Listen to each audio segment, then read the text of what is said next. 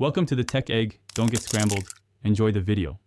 In this video, I will explain how to make lemonade masala.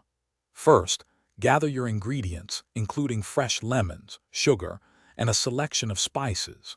We'll then walk through the simple steps to combine these components, ensuring a perfectly balanced flavor. This refreshing drink is ideal for any occasion, offering a delightful twist on traditional lemonade. Get ready to create a truly unique and invigorating beverage that everyone will love. To begin, you'll need 4 medium-sized lemons, which will yield about 1/2 cup of fresh juice. Next, measure out 1 cup of granulated sugar to achieve the perfect sweetness.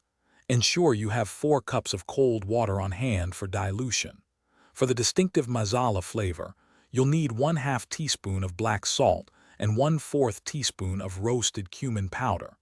A pinch of black pepper is also a great addition. Start by squeezing the juice from your 4 lemons directly into a large pitcher. Next, add 1 cup of granulated sugar to the lemon juice and stir continuously until the sugar completely dissolves. Then, pour in 4 cups of cold water, mixing everything thoroughly to ensure an even consistency.